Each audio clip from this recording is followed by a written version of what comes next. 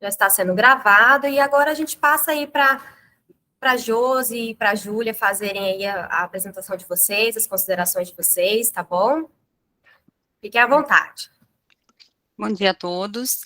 Eu sou Josi, sou enfermeira coordenadora aqui da Clínica de Vitória, né, da Clínica DOC de Vitória e da Clínica DOC de Salvador. E hoje a gente tem uma proposta junto com vocês da Banescaixa em estar trabalhando a prevenção, né? Não somente a prevenção, mas o cuidado daqueles que estão junto conosco aí, fazendo essa parceria e essa adesão ao programa, né? E hoje a gente vem aqui falar um pouquinho sobre o Outubro Rosa, onde a gente fala aí da prevenção do câncer de mama, né? E a gente está aí junto com vocês para poder estar passando essas informações e estar aqui ajudando nesse diagnóstico precoce, e estar ajudando aí na prevenção aí com alimentação, com a parte psicológica que aqui na clínica a gente tem, porque hoje a gente conta aqui na clínica com atendimento para os beneficiários da Banescaixa, com nutricionista, psicólogo, fisioterapeuta, e essas consultas que vem realizando aqui conosco, elas não têm nenhum tipo de participação, fora os 25 especialistas que a gente tem na rede, perdão, dentro da DOC, que a gente faz esse atendimento junto a vocês também. Então, a gente está aqui para somar junto com vocês nessa parceria e poder estar atendendo assim da melhor forma. Tá? E aí, qualquer dúvida que vocês tiverem, vocês podem entrar em contato com a gente, tirar dúvidas, mesmo aqueles que ainda não fizeram adesão, às vezes tem alguma dúvida, como funciona, como isso vai ser feito para mim, o que, que eu vou ter de benefício, o que, que isso vai somar para mim, e a gente vai esclarecendo para vocês aí terem esse contato junto conosco mais pertinho. Tá? E agora eu vou passar a palavra para a Júlia, que é a nossa nutricionista, tá? Júlia Rocha. Ela vai falar um pouquinho sobre a nutrição aí na prevenção do câncer, tá? E ela vai explicar um pouquinho como funciona o atendimento dela aqui na clínica para todos que vêm fazendo esse programa junto conosco, tá bom? Pode ir Bom lá, Ju. dia, tudo bom? Deixa eu só abrir aqui.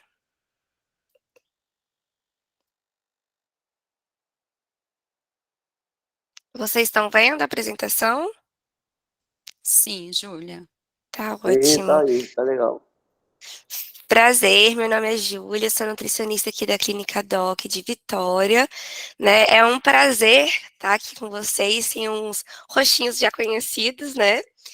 Então, a gente veio abordar um tema muito importante, que é a nutrição na prevenção e no tratamento do câncer de mama, né? Primeiro, o que é o câncer de mama? A gente vai fazer uma breve introdução, até porque a doutora vai falar depois.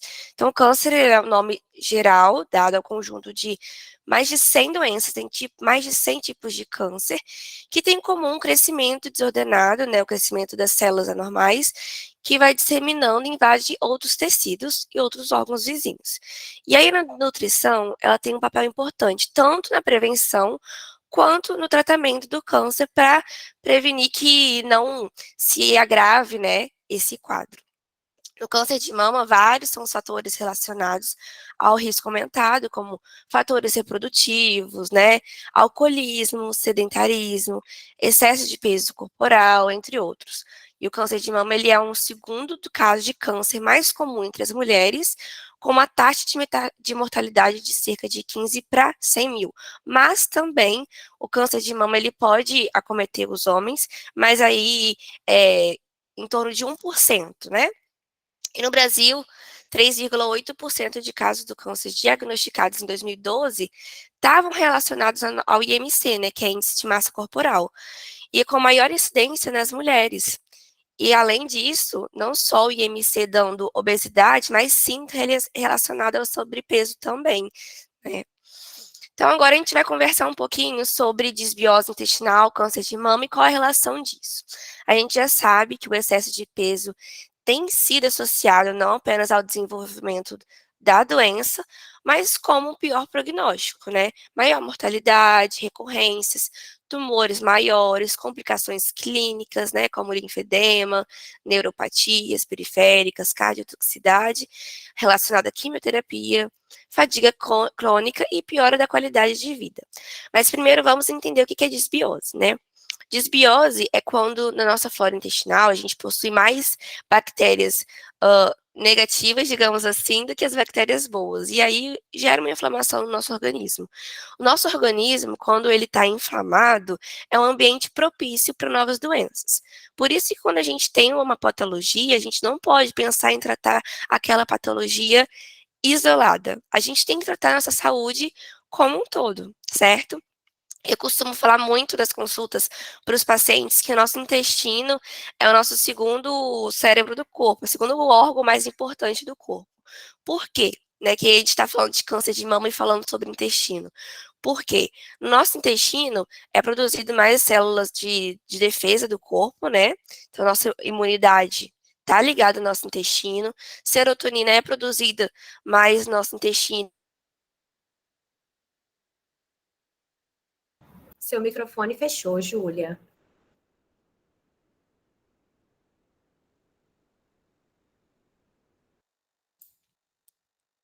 Foi? Agora sim.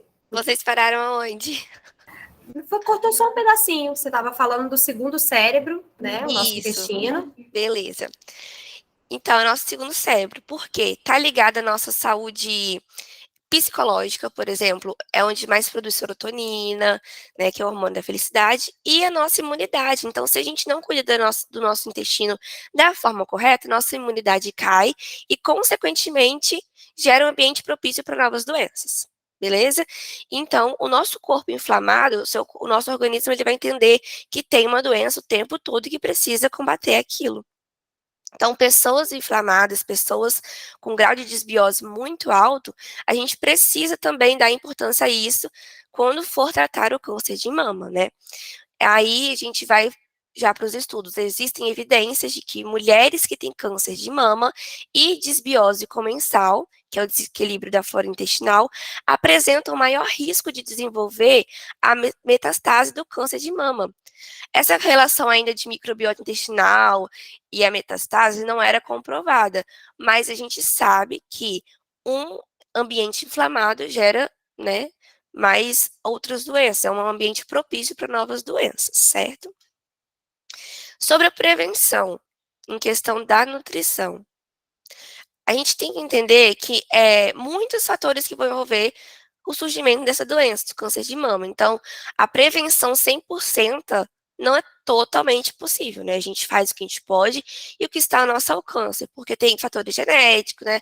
Fatores ambientais, mas o que estiver no nosso alcance, a gente vai fazer. Então, qual é o primeiro pilar que a gente pode pensar aqui visando a nutrição? Evitar o excesso de peso, evitar o consumo de bebidas alcoólicas. Para pacientes que já estão passando também por quadro, né, do câncer de mama, a gente evita alguns alimentos que podem ser inflamatórios para o organismo. Às vezes a pessoa fala, não tenho alergia ou intolerância a tal alimento, mas nesse momento, nesse protocolo, nessa situação que você encontra, possivelmente seja importante, né, a gente tirar alguns alimentos que têm potencial alergênicos, mesmo que você não tenha alergia. Tudo isso visando desinflamar seu organismo para você conseguir ter um resultado melhor, né, mais otimista. Então, a gente vai priorizar alguns alimentos que vão diminuir esse grau de inflamação do organismo, como, por exemplo, fibras, então aveia, linhaça, chia, os vegetais, a gente tem que abusar dos vegetais e frutas, né? Alimentos ricos em ômega 3, então frutos do mar, peixes, uma ótima opção também para suplementação de prevenção da inflamação do nosso corpo é o ômega 3. Então, vamos lá, a gente precisa manter o índice corporal, embora que não seja um parâmetro, né, o índice corporal, eu costumo falar que o nosso peso, a gente não tem que focar tanto no peso, porque o peso é composto por massa muscular, por osso, por água, por gordura. Então, por exemplo, às vezes um paciente que está em processo de hipertrofia pode apresentar o IMC um pouco mais elevado, mas o percentual de gordura está baixo. Então, a gente tem que analisar o todo, não é focar só no peso. Mas a gente pode ter um norte, né, através desse peso. Então, através do que a avaliação, a anamnese do paciente, a gente vai montar um plano específico para ele, né? Então, a gente tem que priorizar os vegetais, as frutas, diminuir a gordura saturada da nossa alimentação Consumir ômega 3, né, como eu tinha falado, então salmão, chia, sardinhas são ótimas opções ricas em ômega 3. Se você também não tem o costume de consumir esses alimentos, tem como suplementar também. Hoje no mercado existem várias marcas que não tem aquele gosto de peixe, né, que a gente fica incomodada. Álcool e embutidos, a gente precisa realmente, né, frisar como que a gente precisa evitar isso. Os embutidos não só as pessoas que estão, né, passando por esse caso de câncer de mama, mas nós, em geral, buscando uma saúde melhor, a gente precisa evitar salame, presunto, né, esses embutidos que não tem nada de saudável naquilo, só gordura e Tem resto. gente que já ficou preocupado aqui, Júlia, você acredita? Misericórdia. Não acredito. Tem gente consumindo embutido assim? Pois é, menina. Não vou entregar ninguém, não. Vou ficar quieta. Tá bom, então. Então é bom a gente abrir o olho mesmo, tá? E o álcool, a gente sabe que tá na rotina de muitas pessoas. Agora, neste caso, né? Bom, neste caso a gente precisa evitar, mas quando a gente visa, assim, uma qualidade de vida, eu procuro sempre encaixar a realidade do paciente. Então, se o paciente consome álcool 2 vezes na semana e tal, beleza, vamos fazer estratégias nutricionais para diminuir os danos. Mas realmente, nesse caso do câncer, álcool embutido deve ser totalmente evitado. Então, agora eu vou apresentar um pouquinho, né, sobre a nutrição clínica na APS, que é atendimento primário à saúde, atenção primária à saúde. Aqui na DOC, né, a gente faz um cuidado individualizado, como a Josi falou, nós temos vários profissionais capacitados, mas eu vou falar um pouquinho da minha função aqui dentro, né.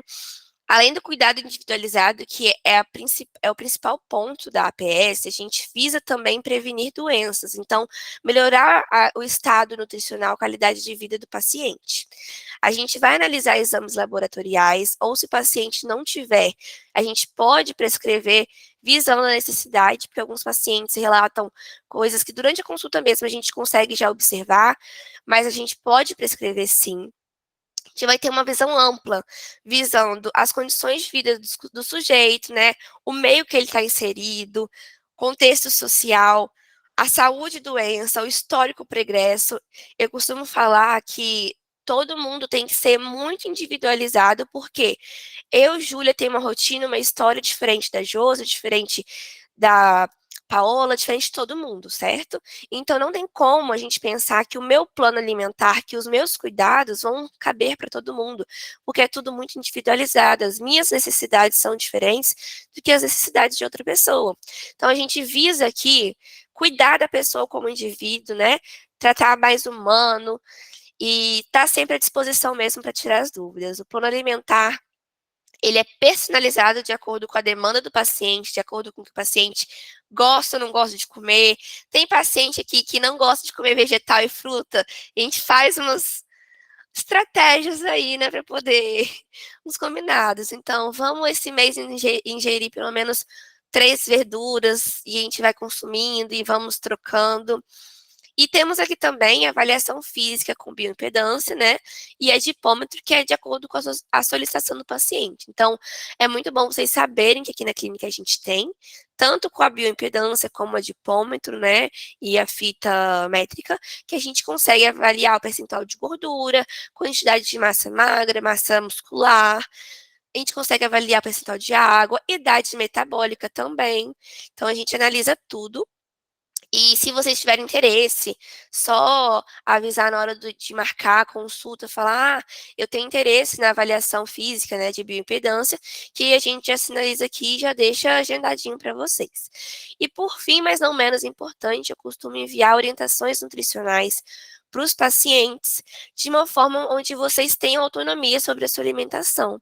Então, vocês vão conseguir entender mais sobre a comida, o que vocês estão ingerindo, qual é a qualidade, né? Quais são os benefícios, se tem alguma viagem marcada, por exemplo, como se alimentar fora de casa, como armazenar os alimentos. Então, tudo vai muito explicadinho para vocês terem realmente autonomia, não ficar dependendo da gente para sempre, que nosso objetivo aqui é tornar vocês indivíduos saudáveis, né? Prevenindo doenças e com independência também, né? Que a gente tem que entender sobre o que a gente está comendo. Então, É isso, eu espero que vocês tenham gostado. Vou interromper aqui um pouquinho o compartilhamento. Vocês estão me vendo? Sim, perfeitamente. Tá? Muito obrigada pela sua oportunidade. Se alguém tiver dúvida, eu estou aberta para tirar suas dúvidas também, tá? Fiquem à vontade. Obrigada, Júlia. Nada. Alguém quer falar alguma coisa, quer comentar alguma coisa que a Júlia falou? Pode deixar no chat que a gente lê, ou pode abrir o microfone para falar, se alguém quiser fazer alguma pergunta, tiver alguma dúvida sobre o que a Júlia explanou.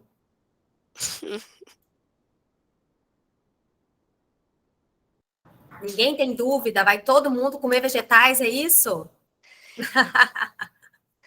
Tá todo mundo fera? Então tá bom. Eu quero ver se essa gerência operacional tá comendo direitinho. Não vou te contar é nada, viu? Devagar. Então tá bom. Ô, Júlia, obrigada, viu? Gente, quem quiser conhecer mais do trabalho aí da Júlia, em parceria aí com a Clínica Doc, que tem sido a nossa parceira aí na atenção primária à saúde, né? A Vanessa Caixa começou esse trabalho aí de olhar para o beneficiário como um todo, né? A gente não é só um pé, só um fígado, né? Só um estômago, não. A gente é um ser completo e a gente está voltando o olhar para isso.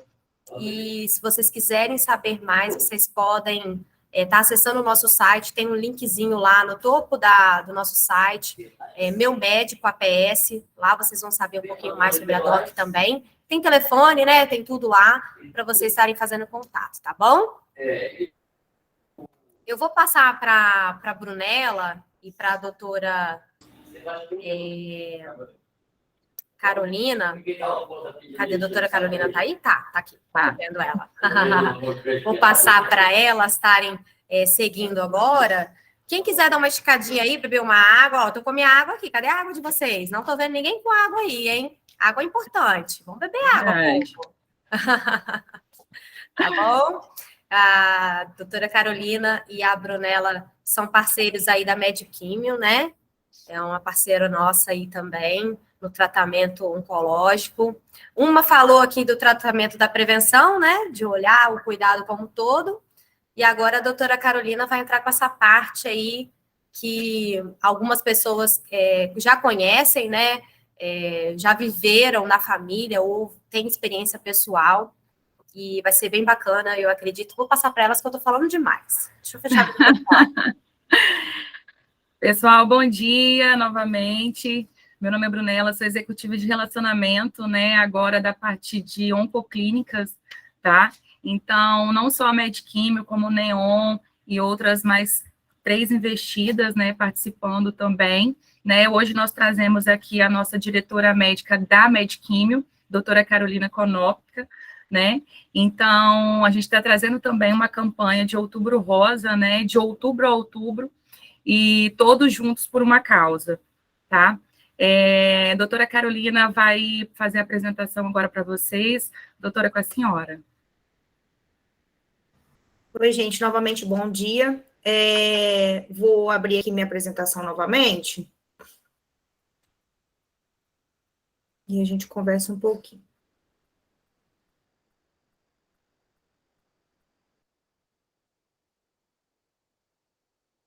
Tá certinho aí para vocês, gente?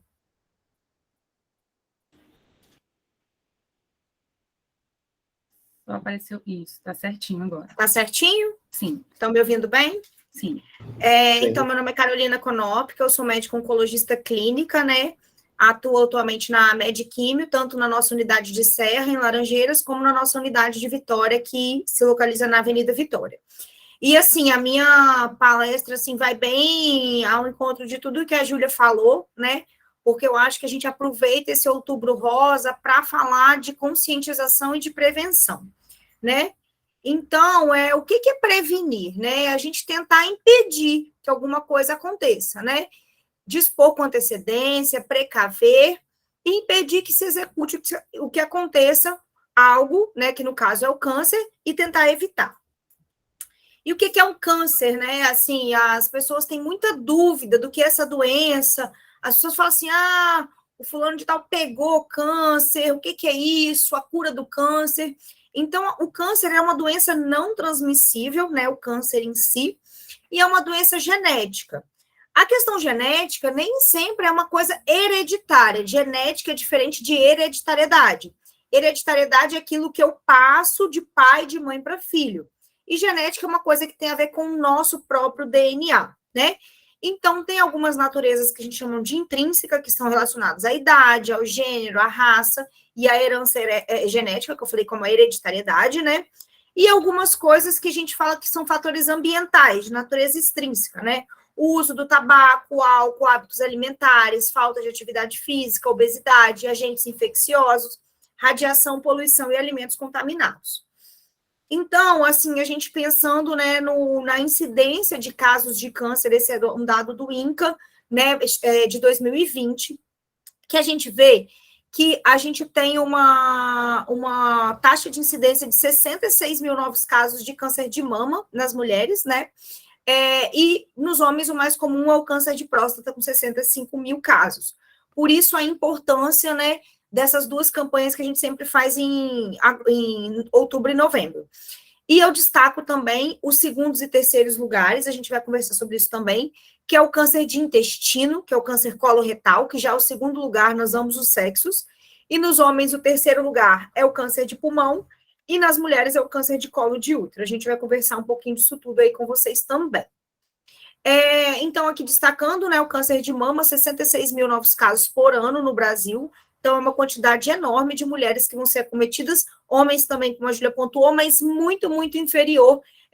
São muito raros cânceres de mamas em homens, e os fatores genéticos hereditários são mais fortes. Das mulheres, são mais os fatores aleatórios ambientais. Então, o que é o câncer, né?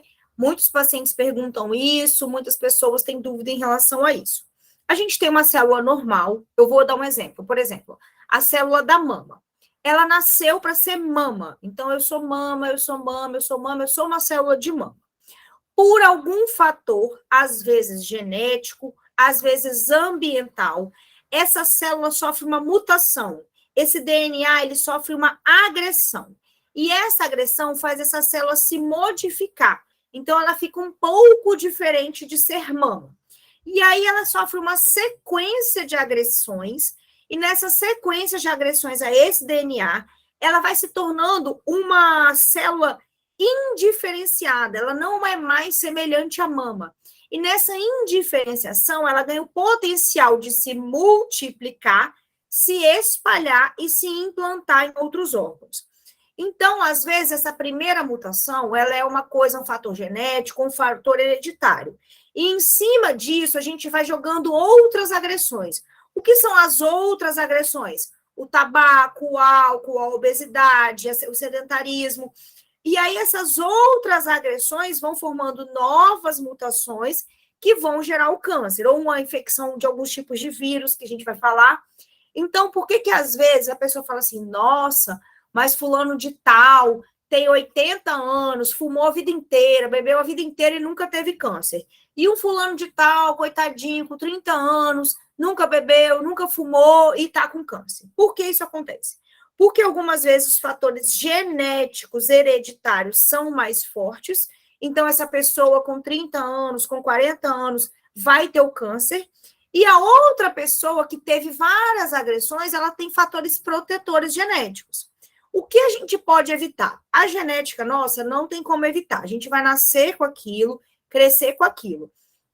Só que a gente pode evitar as novas agressões, entende? Então, é uma sequência de agressões. Então, as sequências que são os fatores extrínsecos ambientais é onde a gente pode estar atuando e evitar. Então, essa expectativa de 2020, são os dados do INCA, né? No mundo, 19 milhões de casos de câncer, 10 milhões de mortes associadas ao câncer. O câncer, ele é uma doença crônico-degenerativa, semelhante a doenças como hipertensão, diabetes, doença renal crônica. É uma doença que, nos casos avançados, ela não tem cura, mas muitas vezes tem tratamento, né? E por isso é necessário a gente investir na promoção de saúde. Então, aqui é uma estimativa mundial, né, da incidência. O que é incidência? É quantos casos novos surgem por ano, né? a gente vê que o câncer de mama feminino é a maior incidência que a gente tem, de 11,7% no mundo, e a gente tem que pensar que o câncer de mama feminino acomete só as mulheres. Olha como é importante, né? Porque se a gente pegar ali pulmão, colo retal nesse gráfico, ele está falando de ambos os sexos, né? Então, a mama feminina realmente é uma neoplasia maligna muito comum, né? E a mortalidade aí é um pouco diferente, né? O câncer de pulmão tem a maior mortalidade, né? Depois o colo retal, o fígado, o estômago e depois a mama feminina. Então, assim, a sobrevida dos pacientes, né? O tempo de vida deles com a doença e a curabilidade desses pacientes também são muito altas, porque a gente tem cada vez mais novos tratamentos tanto precoce, para doença precoce, como para doença avançada, que tem uma excelente eficácia. Aqui a taxa de incidência, né, do câncer de mama para cada 100 mil habitantes no Brasil, né, a gente tem todos esses dados muito contemplados no INCA. Você vê aí que o Espírito Santo está numa taxa aí intermediária dessa incidência, né, e então não é desprevisível, a gente tem entre 32 a 40 mil casos por 100 mil habitantes. Então, é bastante gente aí que vai ser acometida dessa doença nos próximos anos. Então, entre as mulheres, como a gente pontuou, é a neoplasia mais incidente, né? A gente tem uma estimativa do número de mortes de 18.200 casos em 2020. Então, muita gente morreu de câncer de mama. 45% desses casos, infelizmente, ainda são descobertos quando a doença já está muito avançada, né? Então, a gente ainda tem que melhorar essas nossas campanhas de prevenção. E olha como é importante a detecção precoce. Para cada 1 milímetro de aumento do nódulo do câncer, diminui 1% a chance de cura desse paciente. Então, pequenos aumentos nesse nódulo têm um impacto muito grande na nossa chance de cura desses pacientes. Então, para a gente entender como que é a mama, né? A mama da mulher, ela é um órgão, né, que é composto por alvéolos, por ductos, pelos seios lactíferos e pela auréola, onde sai o leite. Então, quando a gente pensa em mama, a gente tem que pensar na mulher fazendo a lactação, como se ela fosse realmente produzir o leite, a mama, ela foi feita para produzir o leite, né?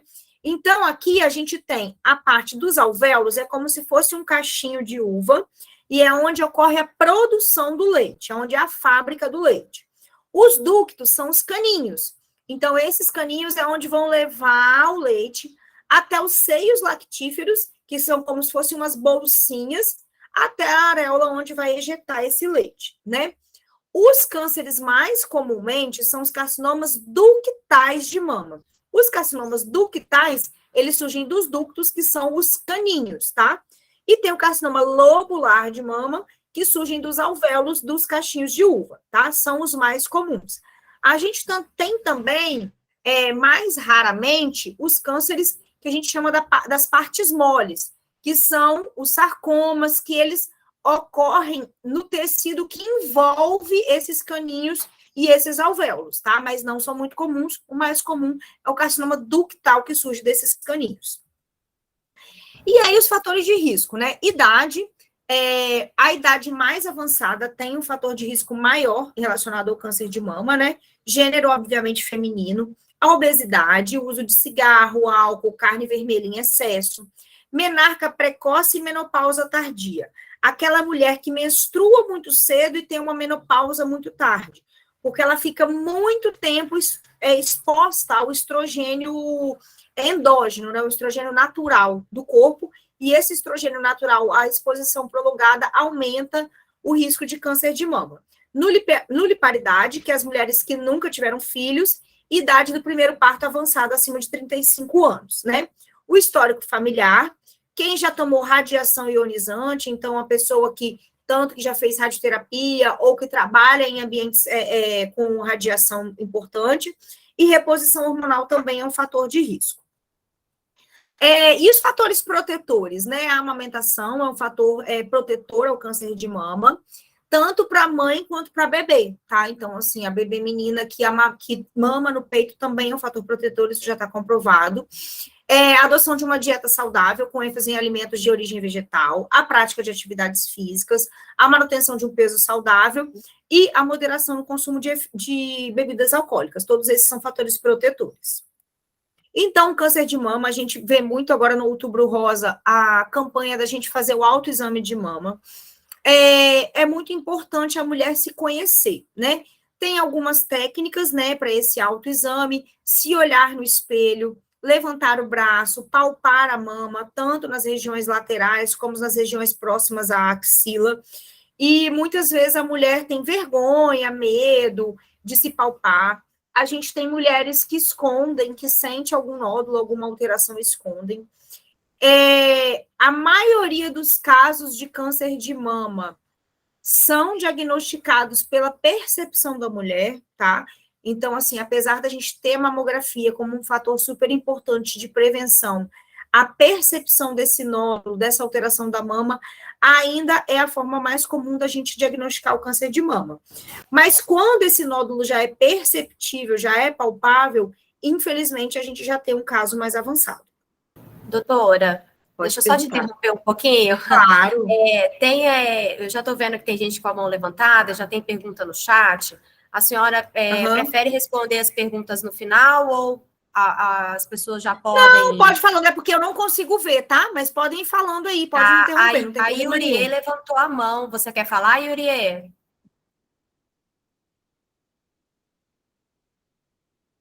Pode abrir o seu microfone se você quiser falar ou colocar no chat. Tá bom?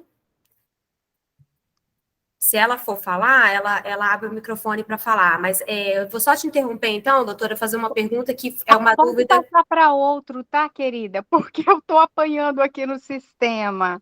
Então... Eu apertei a mãozinha porque eu estava querendo ampliar a tela e eu não consegui. Tá joia. Mas obrigada. Por nada. Vou fazer uma perguntinha aqui, então, que o pessoal costuma fazer nessa parte aí do autoexame, né, doutora? As pessoas têm muita dúvida como é feito esse toque do autoexame. É com a ponta do dedo? É com o dedo assim? Sabe? Eu vou procurar alguma coisa? As pessoas têm essa dúvida. Você pode esclarecer para a gente? Então, vamos lá. A gente pode seguir essa figurinha, né? A primeira coisa que a gente faz é a inspeção, é olhar, né? Então, a mulher, sem nenhuma blusa, nenhum sutiã, ficar de frente no espelho, com os dois braços para baixo, ela vai se olhar. Ela vai olhar as duas mamas dela. Se ela já vê alguma alteração, algum repuxamento de pele, depois levantar os braços, tá? Tanto em 90 graus como para cima, porque você pode ver alguma parte da pele que está como se fosse repuxada, sabe? Ou uma simetria, aquela mama que tem que estar redondinha, ela fica com algum abaulamento para dentro, né? E aí, ainda em pé, vai começar uma palpação, como a figura aqui da direita, né? Que você vai palpar a axila. Você pode... A ponta do dedo, ela é mais sensível, tá? Então, você vai palpar a axila, vai palpar a mama. Pode sempre os movimentos circulares, né? São mais perceptíveis. Circular em torno de toda a mama. Pode fazer também, como a outra setinha ali, uma palpação perpendicular. E essa última setinha é para espremer o mamilo, realmente espremer como se você fosse tentar tirar algum leite, tá? Isso também é importante, porque se a mulher não estiver amamentando e sair algum líquido, ou líquido claro, ou líquido leitoso, ou líquido sanguinolento, isso também é super importante procurar um mastologista com urgência. E deitada, a mesma coisa. Deitada, só a expressão, tipo, de espremer o leite não vai funcionar, tá? Essa parte de espremer.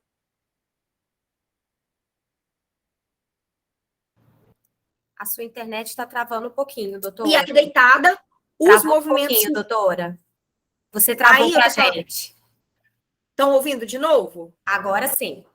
Então, eu estava falando assim, sentada ou em pé, fazer sempre os movimentos circulares, fazer o movimento perpendicular, e essas setinhas aí apontando para o bico do peito, é fazer como se fosse uma ordenha de leite.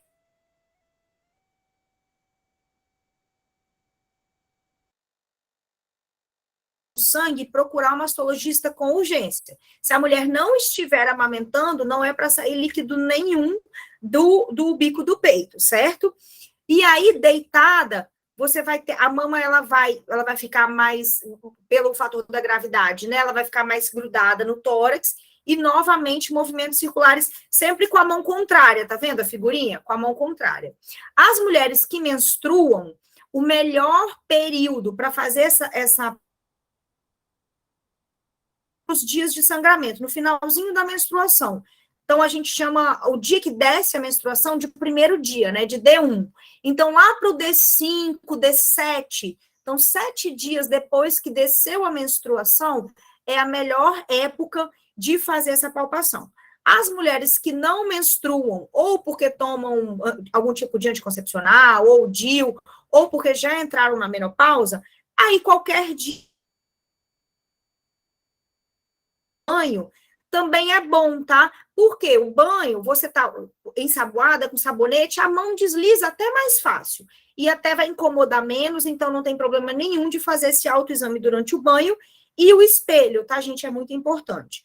Uma coisa, alteração da cor da pele também, tá? Então, se a pele ficar mais avermelhada, se a pele ficar mais dura, meio caracachenta, tem até um câncer de mama, né, que a gente chama de inflamatório, que a gente chama de pele de laranja, que é podorange, né? Então, isso também é um caso já de emergência da gente procurar.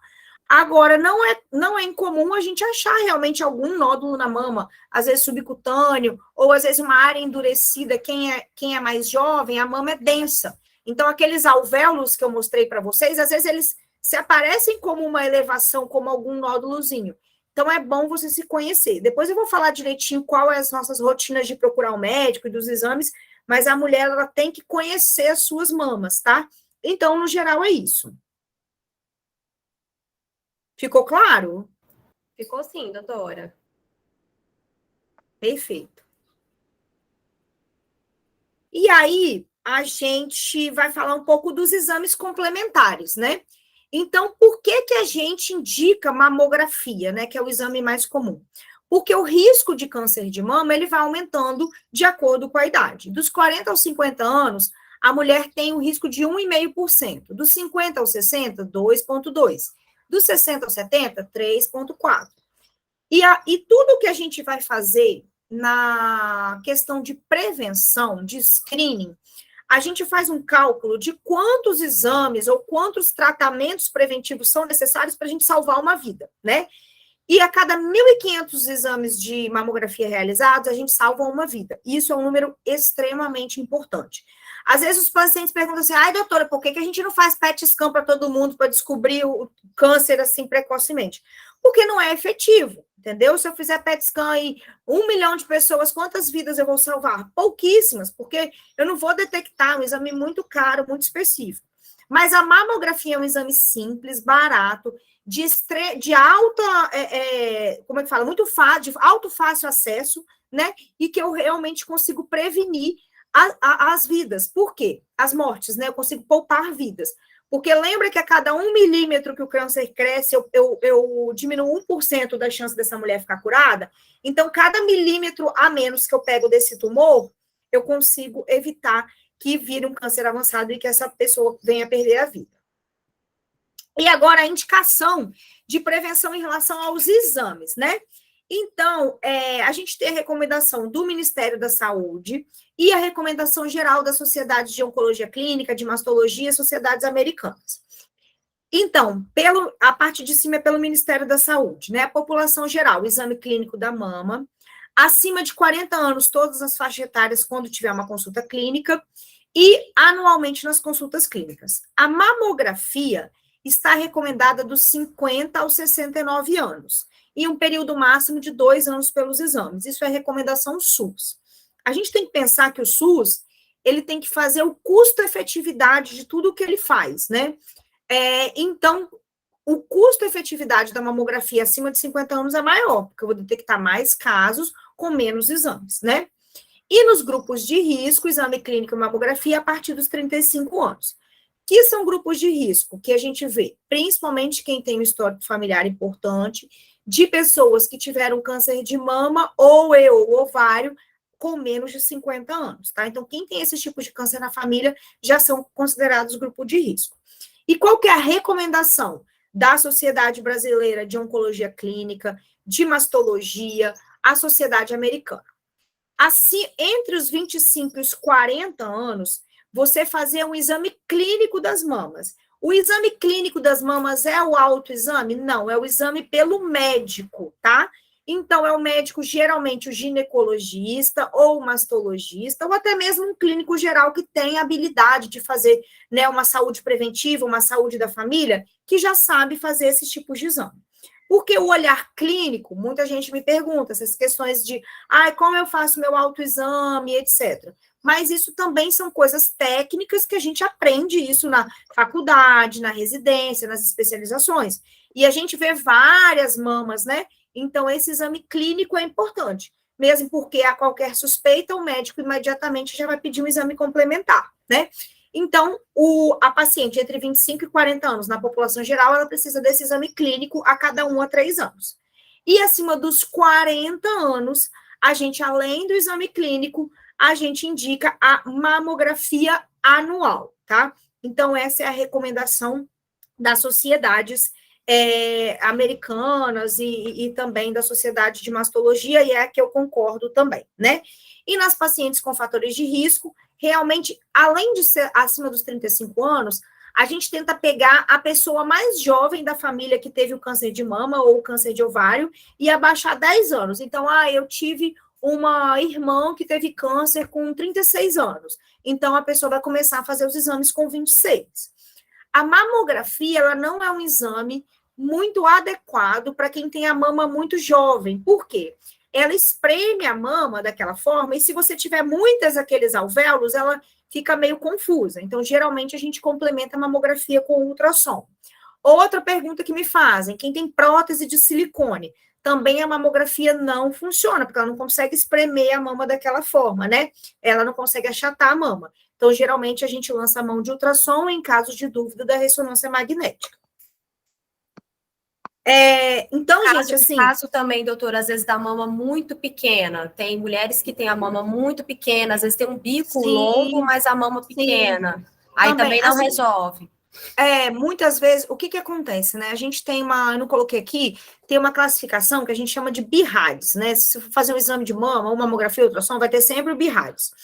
E tem um BIRADS que chama o BIRADS 0. BIRADS 0 é que o exame não foi conclusivo, ele foi duvidoso. E você necessariamente precisa complementar com outra técnica, né?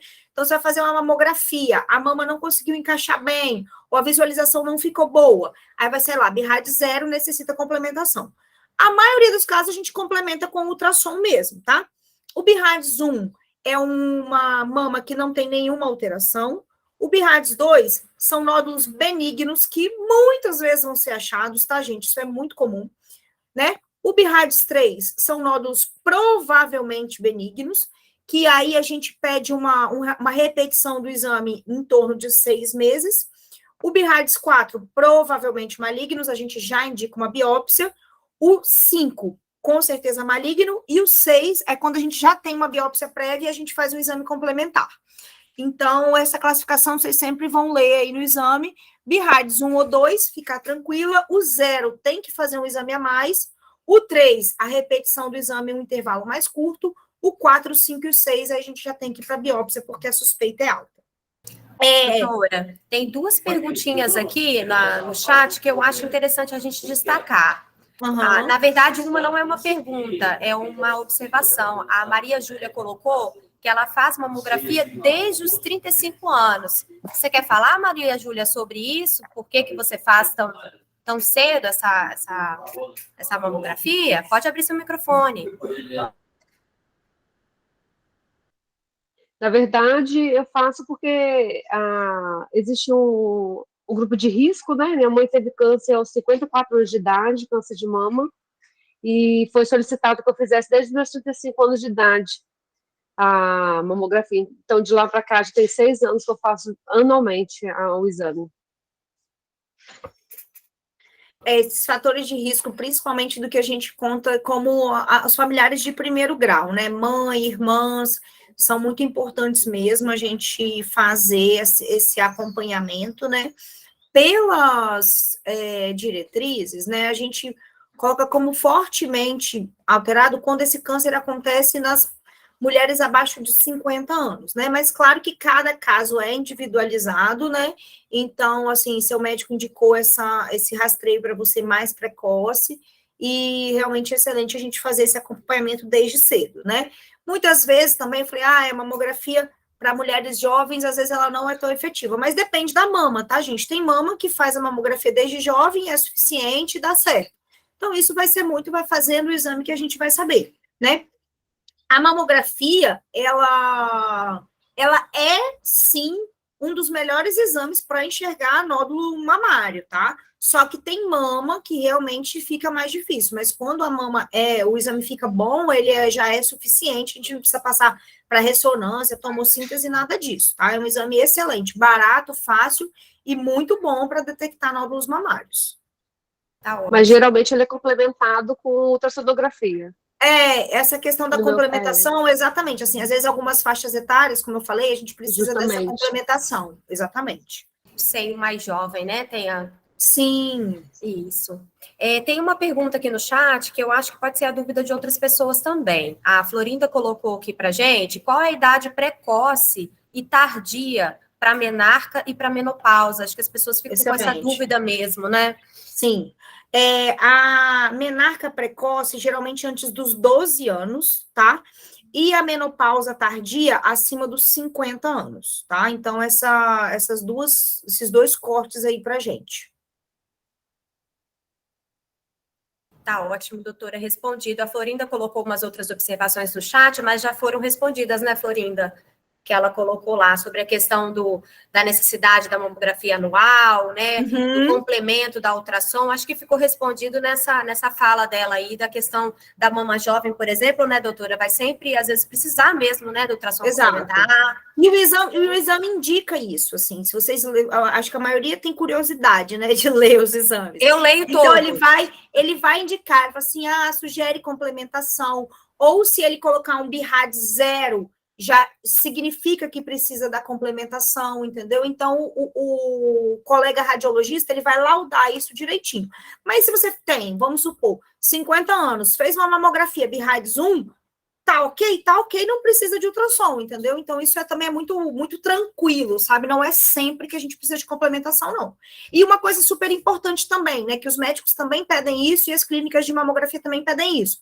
Traga o exame anterior, né? Porque a comparação é fundamental para a gente fazer diagnóstico. Então, aquela questão que eu falei do BIRADS 3, que é um nódulo provavelmente benigno, eu trouxe meu exame anterior de 1 ano atrás, eu fiz um outro exame, 1 ano depois, esse nódulo está extremamente igual, eu vou ficar muito mais tranquila. Eu trouxe o exame de 6 meses atrás, e esse nódulo, ele mudou a conformação, ele cresceu, aí nós não vamos ficar tão tranquilos mais, a gente já vai partir para uma biópsia.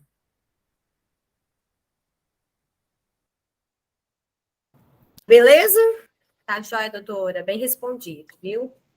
Então, gente, e aí eu aproveito o Outubro Rosa, não sei quem que foi o colega que falou assim, não, a gente tem que cuidar das nossas mulheres, não sei o quê, concordo 100%, mas eu sempre aproveito para fazer uma palestra de prevenção geral. Então, começo com a mama para a gente introduzir o assunto, mas eu acho que câncer é uma doença ainda muito mitificada, né? As pessoas não gostam de falar sobre câncer, as pessoas não gostam de falar a doença, as pessoas não gostam de pensar que isso pode ser uma realidade, né? Mas é a segunda maior causa de morte no Brasil, né? O câncer ainda é uma doença negligenciada, então até médicos generalistas, profissionais de saúde, eles têm medo, receio e pouco treino para pensar em câncer, né? E a população em geral, apesar de quando acontece o câncer na família ou na própria pessoa, todo mundo vira especialista da noite para o dia, assim, é incrível o que acontece. Mas quando não tem, ninguém nem quer pensar sobre isso. Então, eu trago para vocês algumas informações, principalmente de prevenção, que eu acho que o Outubro Rosa vem para isso, mas de outras patologias oncológicas que não o câncer de mama, tá? Então, eu vou começar falando de um fator de risco que, infelizmente, a sociedade voltou a utilizar, que é o tabaco, né? Então, nós passamos aí, eu acho que um íntere de uns 20 anos, né? Há 20, 30 anos atrás, fumar era elegante, era chique, era de pessoas da alta sociedade, né? Nós tínhamos patrocínios de corrida de Fórmula 1, a gente tinha várias propagandas bonitas na televisão, nos outdoors, e aí dos anos 90 para cá, isso caiu em desuso, né? Então, o cigarro foi perdendo visibilidade, o cigarro foi conseguido mitificar e realmente mostrar que o cigarro é maléfico, não só na parte oncológica, mas na parte totalmente de outras doenças cardiovasculares, neurológicas.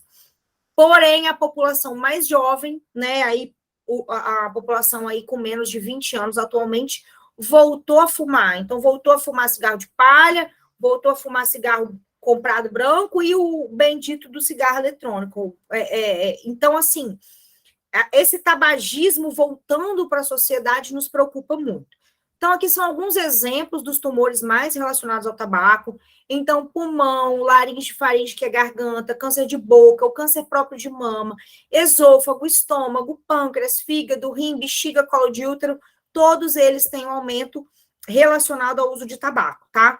Aí o pessoal adora perguntar do bendito do cigarro eletrônico. Também, tá, gente? O cigarro eletrônico, ele tem a nicotina, que a nicotina, ela não é diretamente relacionada ao câncer, mas ela também tem uma relação. Ele tem outros carcinógenos, que a gente chama, e uma coisa muito importante relacionada à carcinogênese. O que é carcinogênese? É formar o câncer. Lembra que eu falei daquelas mutações, daquelas agressões que vão modificando a célula? O cigarro eletrônico, ele é muito quente, ele tem uma fumaça muito quente. E esse calor, junto com outros metais pesados que tem ali naquele pendrive, eles entram em contato com as nossas células, eles geram todas essas mutações, né? A gente tem metais pesados relacionados à bateria do cigarro eletrônico, então ele é tão maléfico quanto o cigarro também de palha ou o cigarro tradicional. O tabagismo no mundo, né? A gente tem 1,2 bilhões de fumantes no mundo, 47% homens e 12% das mulheres, 70% nos países em desenvolvimento, 4,9 milhões de pessoas morrem por ano com doenças relacionadas ao tabaco, mais ou menos 200 mil óbitos por ano no Brasil. E a questão é que 90% dos fumantes começam a fumar antes dos 19 anos. E o que acontece? Quanto mais jovem a pessoa tem contato com o cigarro, maior é o risco dela realmente se tornar uma pessoa que é dependente do cigarro, né? Então, é muito preocupante os adolescentes fumando, a juventude fumando, porque a chance dele virar um tabagista crônico é altíssima, né? O cigarro tem mais de 60 carcinógenos, que são essas substâncias que promovem a alteração do nosso DNA, né? O risco de câncer de pulmão aumenta 22 vezes no homem tabagista. Tem um risco 10 vezes maior de ter câncer de laringe, 2 a 5 vezes maior de desenvolver câncer de esôfago, né? Então, todo esse trato respiratório e gastrointestinal, com certeza, é o mais afetado pelo cigarro. A gente sempre parar de fumar é uma chance a mais. Mas eu já fumei 10 anos, eu já fumei 15 anos, eu já fumei 30 anos, agora que eu vou parar? Sempre o risco que você acumulou nesses 10, 20, 30 anos fumando, ele não se apaga, mas você reduz o risco de novas mutações, né? Então, a qualquer tempo, parar de fumar vale a pena. Parar de fumar vai diminuir seu risco de ter câncer, de ter doença pulmonar, enfisema, doença DPOC, de ter doença cardiovascular, muitos infartos, AVCs, são associados também ao tabagismo. Então, sempre vale a pena parar. O tabagismo é uma doença crônica, é difícil, é complicado, então peça ajuda. Nós temos vários programas antitabagismo, o SUS disponibiliza programas antitabagismo, então é uma prevenção fundamental que a gente deve sempre ter esse alerta. E quem tem filho jovem, tem filho adolescente, conscientiza, conversa em casa, porque essa juventude está nos preocupando de novos, aí uma nova onda do tabagismo dessa nova juventude, desse pessoal que nasceu de 2000 para cá. A Júlia falou muito disso, né? Então, assim, só estou pontuando novamente a questão da nutrição. A gente tem alimentos que são fator de proteção primária do câncer e alimentos cancerígenos, né? Principalmente os vegetais, as frutas, as folhas verdes, os alimentos frescos, eles são fatores protetores. E os alimentos, a carne vermelha, a carne processada, ela tem vários carcinógenos que vão levar à promoção do câncer aí. Então, os alimentos cancerígenos, geralmente, as gorduras, as nitrosaminas são substâncias que são muito encontradas nas carnes processadas, nos alimentos que são condimentados, nos alimentos defumados, né? Os corantes artificiais e o uso de praguicidas também. Os alimentos protetores, os alimentos que contêm fibras, vitaminas A, selênio, que são encontrados em frutas, vegetais, legumes, grãos integrais e castanhas, que são alimentos protetores, né? Tem um estudo clínico mostrando que no carcinoma, para o câncer coloretal, se você ingerir 2 a 3 castanhas, dessas castanhas por dia, você tem uma chance menor de ter câncer coloretal. Então, é importante. A castanha aí, a Júlia pode me interromper se eu tiver algum equívoco.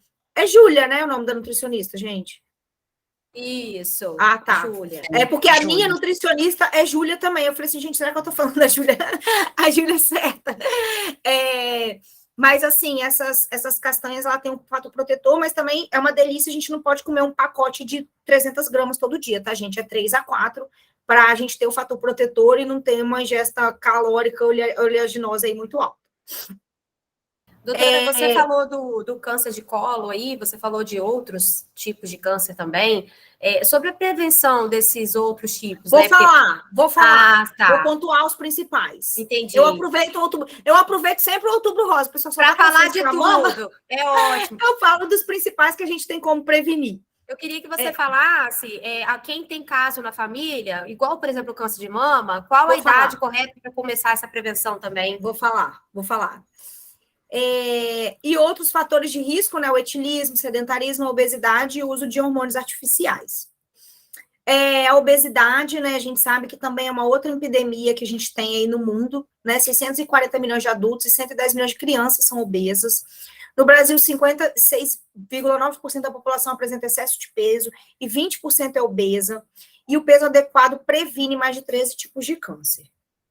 E eu vou falar agora, eu vou pontuar os principais que a gente tem como prevenir, né?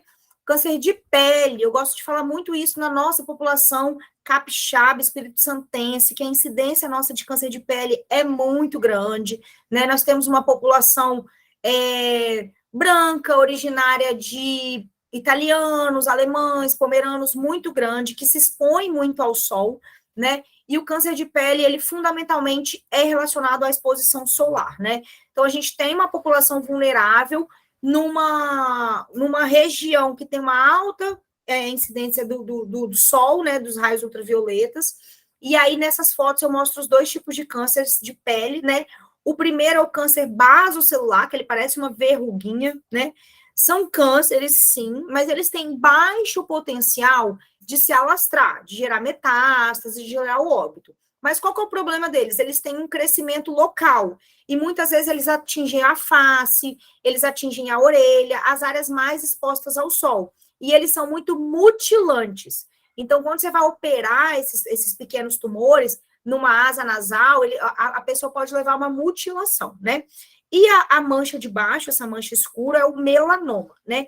Que é um câncer de pele extremamente agressivo, com alto potencial de metástase e com alto potencial de levar ao óbito, tá? Então, o câncer de pele tem que ser lembrado pela gente. O uso de filtro solar diariamente é de extrema importância, tá? Então, mesmo quem tem pele mais escura, pele morena, pele negra, deve usar o filtro solar, porque além de prevenir o câncer de pele, previne outros tipos de patologia da pele, manchas, envelhecimento precoce, e a gente tem que estar muito atento a isso. População mais velha, idosa, tem muita resistência a usar, né, mas é de extrema importância, e além das medidas físicas, né, o uso de chapéus, bonés, aquelas camisas UV, elas funcionam, elas são super seguras, então já ajuda bastante nessa proteção aí em relação à radiação, né. Então, evitar a exposição solar das 10 às 16, filtro solar com fator de proteção acima de 15, chapéu, guarda-sol, óculos de escuro, e também essa questão de conhecer a própria pele, né? Então, a gente tem Quem tem mancha, quem tem pintinha, sempre está atento, se a mancha alterou de cor, se a mancha coça, se a mancha sangra, né? Aquela verruguinha, aquele cravo que parece um cravo que nunca sara, que nunca some, é importante a gente olhar aquilo, porque muitas vezes pode já ser um carcinoma basocelular, um carcinoma espinocelular, então a gente tem que ter atenção para isso, né?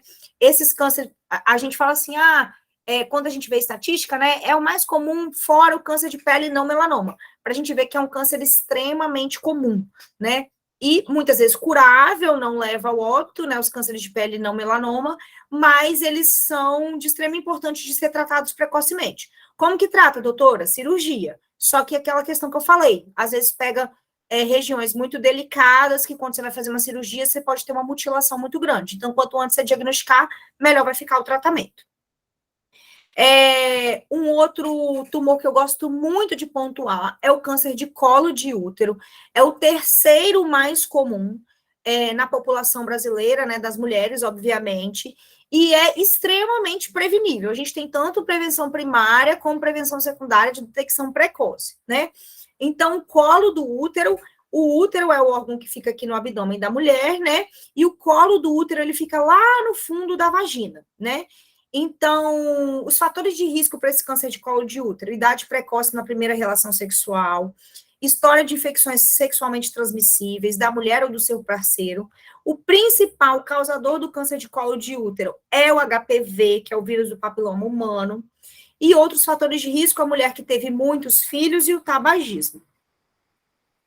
Os sintomas: é uma doença de desenvolvimento lento, pode cursar sem sintomas na fase inicial, pode ter sangramento vaginal, dor após relação sexual, secreção vaginal anormal e dor abdominal associada e queixas urinárias aí em casos já muito avançados. O Papa Nicolau é o nome do cientista, né, que inventou o exame. É um exame preventivo, indolor, simples, rápido. Quando for fazer o Papa Nicolau, a mulher deve ficar 2 dias sem ter a relação sexual, né? Evitar o uso de duchas, medicamentos vaginais até 48 horas antes.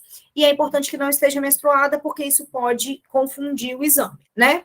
Então, é um exame que o médico ou profissional de saúde vai colocar um espéculo dentro da vagina da mulher e vai ver como se fosse uma rosquinha mesmo, lá no fundo da vagina, né? Ele vai passar um cotonetezinho em volta e depois uma escovinha dentro do ósseo do colo do útero. E ele vai fazer uma raspagem das células, tá? Para a gente ver se tem alguma alteração nessas células. Toda mulher que tem ou já teve vida sexual deve submeter-se ao exame preventivo periódico, principalmente entre 25 e 59 anos. Inicialmente, o exame deve ser feito todo ano.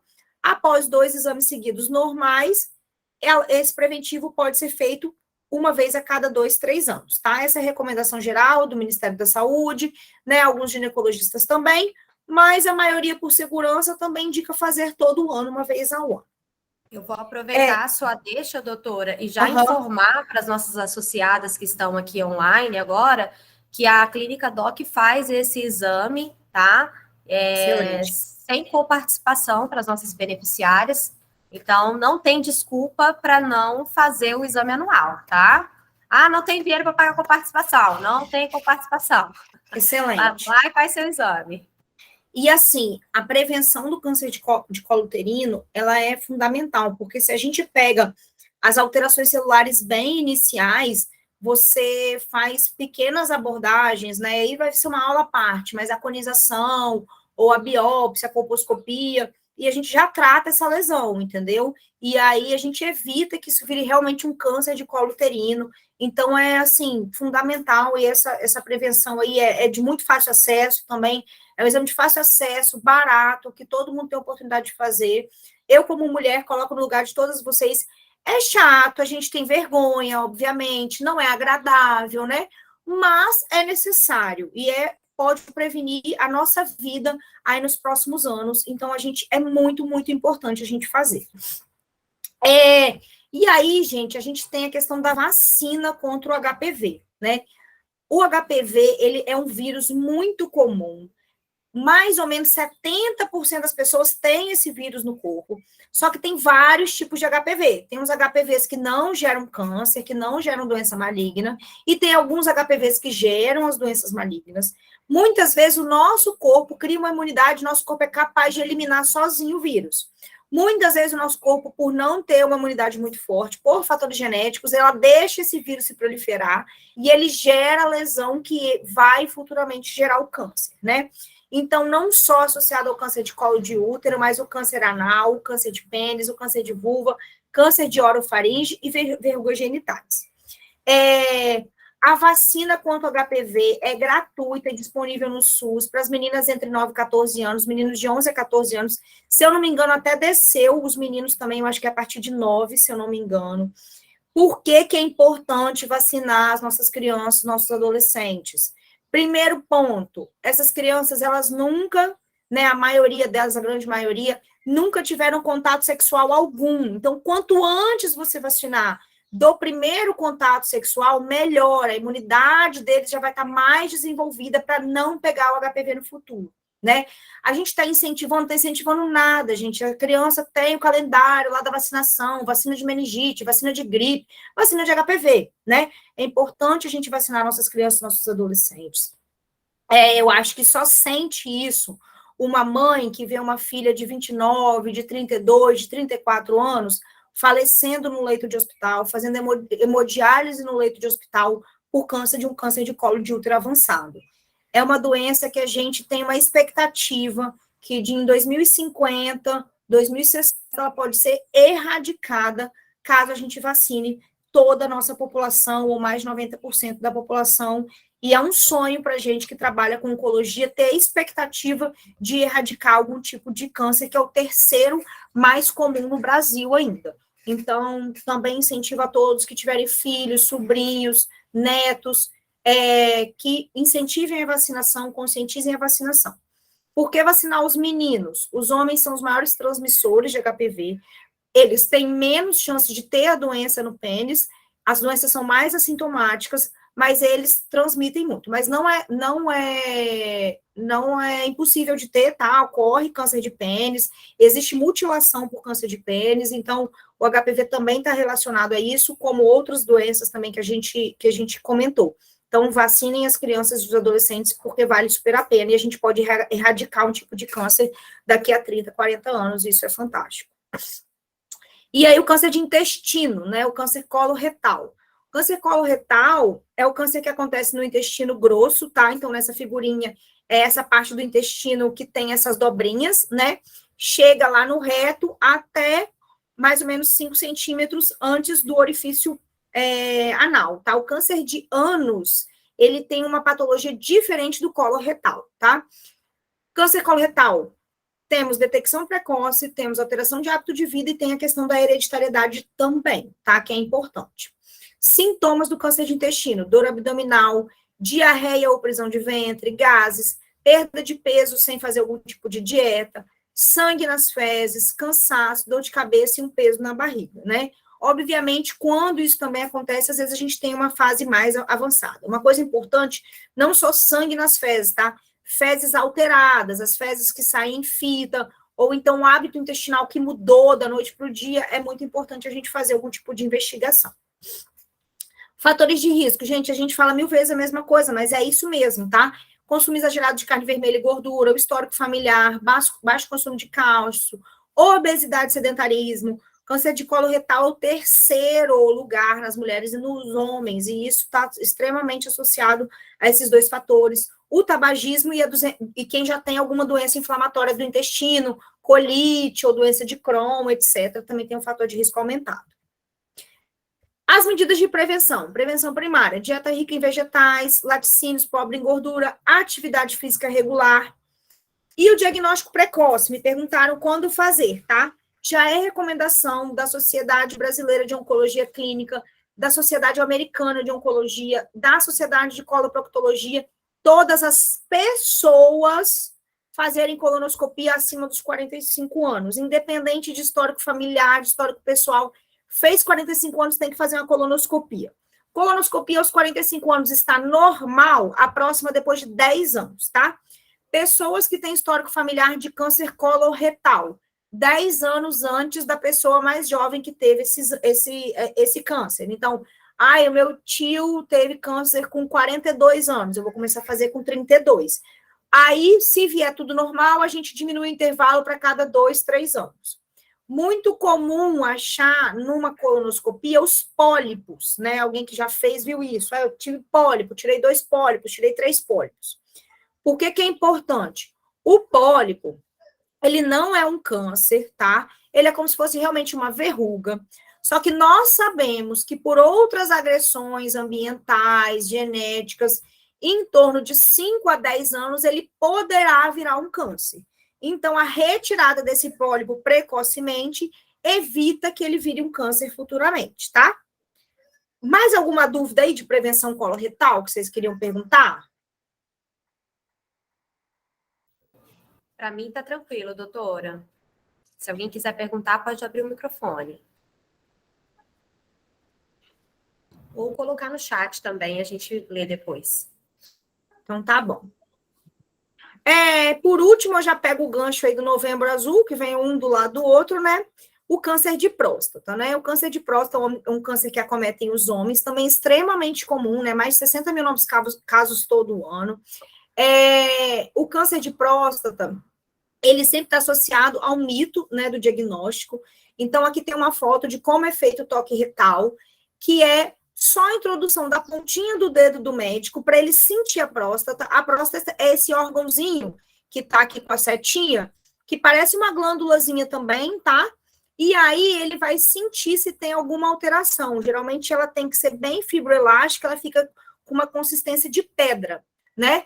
E a gente tem mais ou menos uns 15% dos cânceres de próstata que não elevam PSA. Então, realmente, nesses casos, o exame do toque retal ainda é fundamental. Uma incidência muito alta, né? Maior incidência entre 70 a 100 mil novos casos por ano. No Oriente tem uma menor incidência, e no Brasil, como eu falei, mais ou menos 68 mil novos casos por ano. Os fatores de risco. Idade, né? Principalmente acima dos 50 anos. Tem um estudo que mostra que, se a gente biopsiar todas as próstatas dos homens acima de 100 anos, todos vão ter câncer de próstata, tá? O antecedente familiar, parente de primeiro grau, 4 vezes mais, 2 parentes de primeiro grau, 11 vezes mais. Então, essa parte genética é muito importante também no fator de risco do câncer de próstata. Outros fatores, dieta rica em gordura, carne vermelha, derivados do leite e obesidade. O que é importante falar dessa questão? Todos os homens acima de 100 anos têm câncer de próstata? Porque a próstata, ela vai sofrendo alterações ao longo da vida. E nem sempre, diferentemente da mama, do pulmão, nem sempre o câncer de próstata ele é agressivo ao ponto de precisar de tratamento, ele nem sempre é agressivo ao ponto da gente precisar de operar, ou de fazer químio, ou de fazer rádio, ou às vezes a gente detecta um câncer de próstata num paciente de 80, 85 anos e a gente só acompanha um câncer de próstata mais inicial, sem fatores de risco associado. Mas quando a gente detecta, por exemplo, um câncer de próstata num homem de 70 anos ou de 65 anos com fatores de agressividade maiores, aí a gente precisa realmente tratar com cirurgia, ou radioterapia, hormonoterapia, quimioterapia. A gente tem vários cálculos, quando vale a pena tratar, quando vale a pena acompanhar, né? Para a gente ver o risco desse câncer evoluir para algo mais grave e também a expectativa de vida desse paciente, né? Obviamente, às vezes um paciente de 90 anos, que tem um PSA alto, mas está bem clinicamente, a gente nem vai fazer biópsia, vai acompanhar ele, né? Mas é importante sim, porque temos cânceres de alta agressividade, de altos fatores de risco, que podem dar metástases principalmente para os ossos, às vezes metástases pulmonares, de fígado, que são mais graves e a gente vai precisar tratar. Os meios de prevenção são todos aqueles que a gente falou: dieta saudável, praticar atividade física, manter o peso corporal adequado. Sinais de alerta, né? Dificuldade de urinar, demora em começar ou terminar a urina, sangue na urina, diminuição do jato da urina e necessidade de urinar várias vezes durante a noite. Isso pode ser um alerta, sim, para doenças prostáticas, tá? Muitas vezes nem só câncer, mas a gente tem a hiperplasia prostática benigna, algumas doenças da bexiga que também podem dar esses sintomas. Quando começar o exame de próstata, geralmente acima dos 45 anos, já é indicado consultar um urologista para começar a colher o PSA e fazer o toque retal. Quando, mesma coisa dos outros, tá, gente? Quando tem algum familiar acometido, meu irmão teve um câncer de próstata há 50 anos, a gente desce essa faixa etária para 40, tá? É sempre 10 anos antes. E aí, como eu falei, né, o exame do toque retal e o PSA. É importante fazer os dois juntos, porque até 15% dos cânceres de próstata não vão alterar PSA, tá? E o câncer de próstata que não altera o PSA, geralmente são os mais agressivos. Então, é importante, sim, fazer o toque e o exame do PSA. Né? Gente, assim, era isso que eu ia falar para vocês hoje. Desculpa aí se eu me estendi muito, mas eu sempre aproveito esse Outubro Rosa para falar um pouquinho das outras prevenções, para falar um pouquinho dos outros cânceres mais comuns que a gente tem, e estou à disposição aí para dúvidas, comentários, para atendê-los no consultório quando necessário. Não tem problema nenhum também de atender, eu tenho dúvida, eu tenho caso na família, não tem problema nenhum em relação a isso, e estou à disposição de vocês. Doutora, muito obrigada pela disposição, tá? Pela palestra, pelas informações. Alguém tem alguma dúvida, gente, do que foi tratado aqui? Quiser perguntar? Essa é a hora. Se alguém quiser falar alguma coisa, pode colocar no chat aí para a gente também. Foi surpresa para mim, doutora. Você trouxe mais assuntos, né? Outros tipos também. E foi enriquecedor. Eu acredito que todo mundo teve essa percepção aí também, porque não tem jeito, né? Um tipo de câncer acaba puxando a curiosidade a respeito de outro. Não, a gente tem que aproveitar o câncer de Outubro Rosa. Eu falo assim, gente, a mama realmente é muito importante, mas a gente tem vários outros tipos de câncer que são preveníveis e evitáveis, né? Então, a gente tem que conscientizar a população de uma forma geral, né, e conscientizar também os profissionais de saúde, ou até mesmo a gente, em pensar em câncer, né, é uma coisa que é uma doença que é extremamente frequente, que é extremamente comum, e muitas vezes é negligenciada, então a gente tem que pensar sim, e por isso que eu estou aqui à disposição de vocês e quis dar uma pincelada nas coisas mais comuns que a gente pode estar pensando e prevenindo. Tá ótimo. Gente, a gente quer agradecer. A Kellen está perguntando se a gravação vai ficar disponível. A gente vai disponibilizar para os inscritos depois, tá bom?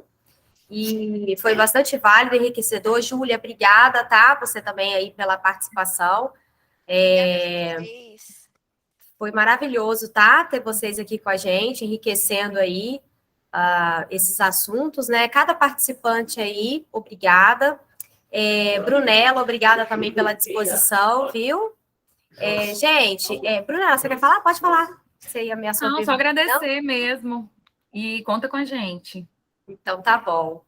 Como a doutora falou, né, muitos tipos de câncer aí são preveníveis, né, doutora? E a gente, antigamente não se falava nem o nome câncer, né? Quem é dessa época aí sabe, né? Nem se falava, né? Aquela doença ruim. Não queria nem falar o nome, né? E hoje a gente está aqui debatendo, discutindo, falando, né? Falando tecnicamente, falando de prevenção, falando de alimentação. É enriquecedor mesmo o quanto que a sociedade evoluiu ao longo do tempo, né? Como que a gente tem evoluído com relação à nossa saúde. Muito bom. Bené, abriu o microfone aí. Bené, você quer falar? Abre de novo aí que eu fechei seu microfone. O que foi? Você quer falar, Bené?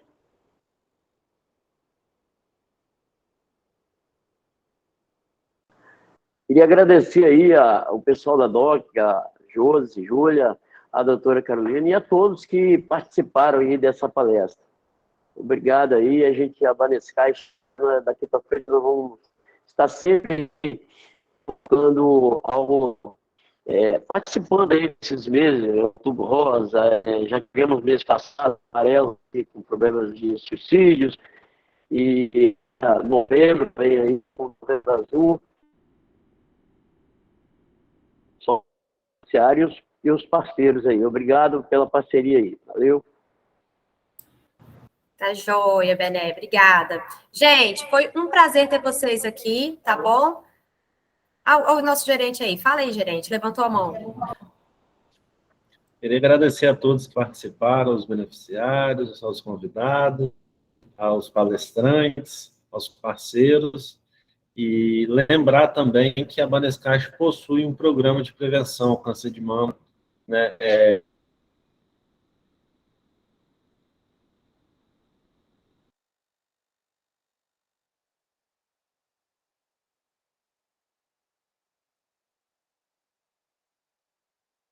isso. Somente agradecer.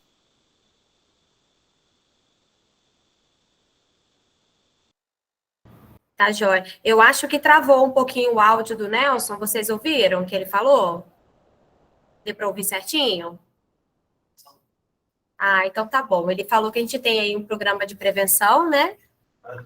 E as mulheres de 40 a 59 anos também não têm coparticipação, né, para realizar o exame de mamografia, então é muito importante que realizem, tá bom? No mês de aniversário, né, todo mês de aniversário aí. A Andréia está sinalizando aí que a agência vai abrir. Então vamos dar tchau, aproveitar, Andréia? Quem puder abrir a câmera aí. Um tchau para vocês, tá? Tenham um bom trabalho, um bom dia para todo mundo. Obrigada a todos os parceiros. Tchau, gente. Obrigada pela oportunidade. Abraço.